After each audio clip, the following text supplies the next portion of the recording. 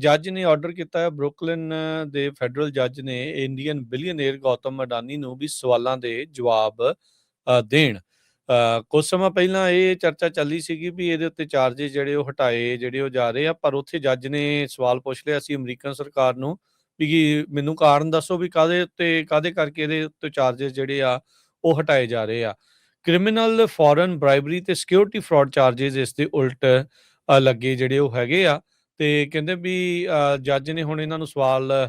ਕੀਤੇ ਆ ਗੌਤਮ ਅਡਾਨੀ ਨੂੰ ਵੀ ਐਨੀ ਸੌਰਟ ਆਫ ਕੁਇਡ ਪ੍ਰੋ ਕੋ ਆ ਜਿਹੜੇ ਇਸ ਦੇ ਵਿੱਚ, ਤਾਂ ਉਹਦੇ ਬਾਰੇ ਜਿਹੜੀ ਉਹ ਜਾਣਕਾਰੀ ਸਵਾਲ ਜਿਹੜੀ ਉਹ ਦਿੱਤੀ, ਸਵਾਲਾਂ ਦੇ ਜਵਾਬ ਜਿਹੜੇ ਉਹ ਦਿੱਤੇ ਜਾਣ।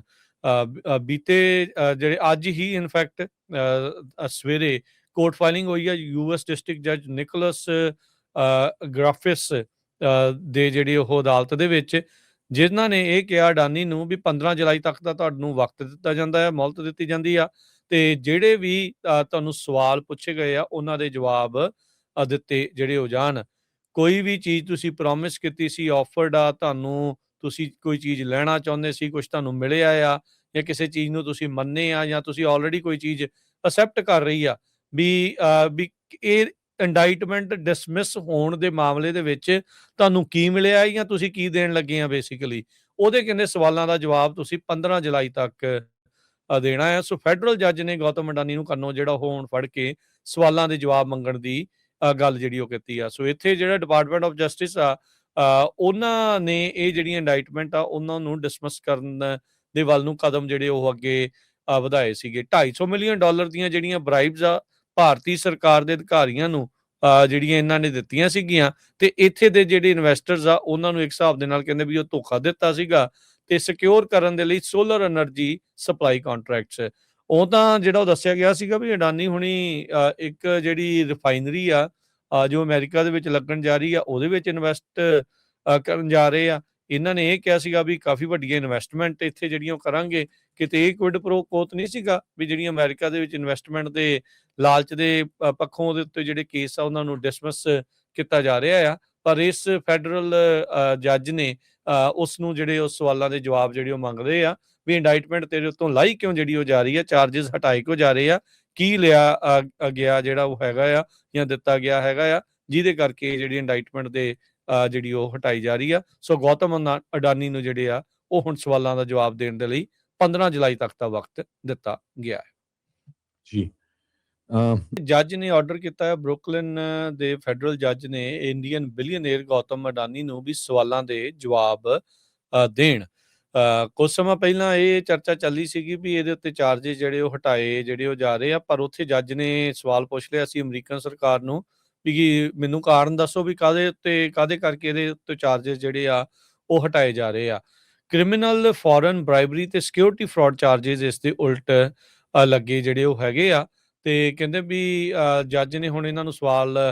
ਕੀਤੇ ਆ ਗੌਤਮ ਅਡਾਨੀ ਨੂੰ ਵੀ ਐਨੀ ਸੌਰਟ ਆਫ ਕੁਇਡ ਪ੍ਰੋ ਕੋ ਆ ਜਿਹੜੇ ਇਸ ਦੇ ਵਿੱਚ, ਤਾਂ ਉਹਦੇ ਬਾਰੇ ਜਿਹੜੀ ਉਹ ਜਾਣਕਾਰੀ ਸਵਾਲ ਜਿਹੜੀ ਉਹ ਦਿੱਤੀ, ਸਵਾਲਾਂ ਦੇ ਜਵਾਬ ਜਿਹੜੇ ਉਹ ਦਿੱਤੇ ਜਾਣ। ਬੀਤੇ ਜਿਹੜੇ ਅੱਜ ਹੀ ਇਨਫੈਕਟ ਸਵੇਰੇ ਕੋਰਟ ਫਾਈਲਿੰਗ ਹੋਈ ਆ ਯੂਐਸ ਡਿਸਟ੍ਰਿਕਟ ਜੱਜ ਨਿਕੋਲਸ ਗ੍ਰਾਫਿਸ ਦੇ ਜਿਹੜੀ ਉਹ ਅਦਾਲਤ ਦੇ ਵਿੱਚ, ਜਿਨ੍ਹਾਂ ਨੇ ਇਹ ਕਿਹਾ ਅਡਾਨੀ ਨੂੰ ਵੀ 15 ਜੁਲਾਈ ਤੱਕ ਦਾ ਤੁਹਾਨੂੰ ਵਕਤ ਦਿੱਤਾ ਜਾਂਦਾ ਹੈ, ਮੌਲਤ ਦਿੱਤੀ ਜਾਂਦੀ ਆ, ਤੇ ਜਿਹੜੇ ਵੀ ਤੁਹਾਨੂੰ ਸਵਾਲ ਪੁੱਛੇ ਗਏ ਆ ਉਹਨਾਂ ਦੇ ਜਵਾਬ ਦਿੱਤੇ ਜਿਹੜੇ ਹੋ ਜਾਣ।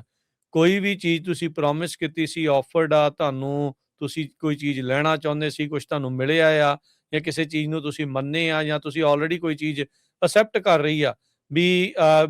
ਇਹ ਇੰਡਾਈਟਮੈਂਟ ਡਿਸਮਿਸ ਹੋਣ ਦੇ ਮਾਮਲੇ ਦੇ ਵਿੱਚ ਤੁਹਾਨੂੰ ਕੀ ਮਿਲਿਆ ਜਾਂ ਤੁਸੀਂ ਕੀ ਦੇਣ ਲੱਗੇ ਆ ਬੇਸਿਕਲੀ, ਉਹਦੇ ਕਹਿੰਦੇ ਸਵਾਲਾਂ ਦਾ ਜਵਾਬ ਤੁਸੀਂ 15 ਜੁਲਾਈ ਤੱਕ ਦੇਣਾ ਹੈ। ਸੋ ਫੈਡਰਲ ਜੱਜ ਨੇ ਗੌਤਮ ਅਡਾਨੀ ਨੂੰ ਕੰਨੋਂ ਜਿਹੜਾ ਉਹ ਹੁਣ ਫੜ ਕੇ ਸਵਾਲਾਂ ਦੇ ਜਵਾਬ ਮੰਗਣ ਦੀ ਗੱਲ ਜਿਹੜੀ ਉਹ ਕੀਤੀ ਆ। ਸੋ ਇੱਥੇ ਜਿਹੜਾ ਡਿਪਾਰਟਮੈਂਟ ਆਫ ਜਸਟਿਸ ਆ ਉਹਨਾਂ ਨੇ ਇਹ ਜਿਹੜੀਆਂ ਇੰਡਾਈਟਮੈਂਟ ਆ ਉਹਨਾਂ ਨੂੰ ਡਿਸਮਿਸ ਕਰਨ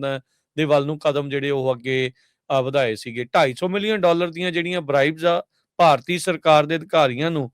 ਜਿਹੜੀਆਂ ਇਹਨਾਂ ਨੇ ਦਿੱਤੀਆਂ ਸੀਗੀਆਂ, ਤੇ ਇੱਥੇ ਦੇ ਜਿਹੜੇ ਇਨਵੈਸਟਰਸ ਆ ਉਹਨਾਂ ਨੂੰ ਇੱਕ ਹਿਸਾਬ ਦੇ ਨਾਲ ਕਹਿੰਦੇ ਵੀ ਉਹ ਧੋਖਾ ਦਿੱਤਾ ਸੀਗਾ ਤੇ ਸਿਕਿਉਰ ਕਰਨ ਦੇ ਲਈ ਸੋਲਰ ਐਨਰਜੀ ਸਪਲਾਈ ਕੰਟਰੈਕਟਸ। ਉਹ ਤਾਂ ਜਿਹੜਾ ਉਹ ਦੱਸਿਆ ਗਿਆ ਸੀਗਾ ਵੀ ਅਡਾਨੀ ਹੁਣੀ ਇੱਕ ਜਿਹੜੀ ਰਿਫਾਈਨਰੀ ਆ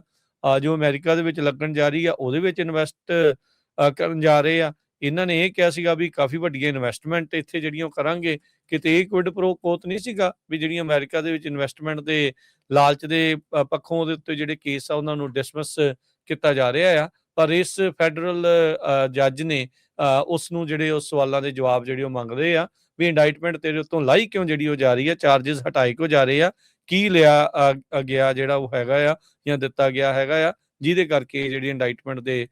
ਜਿਹੜੀ ਉਹ ਹਟਾਈ ਜਾ ਰਹੀ ਆ। ਸੋ ਗੌਤਮ ਅਡਾਨੀ ਨੂੰ ਜਿਹੜੇ ਆ ਉਹ ਹੁਣ ਸਵਾਲਾਂ ਦਾ ਜਵਾਬ ਦੇਣ ਦੇ ਲਈ 15 ਜੁਲਾਈ ਤੱਕ ਦਾ ਵਕਤ ਦਿੱਤਾ ਗਿਆ ਹੈ। ਜੀ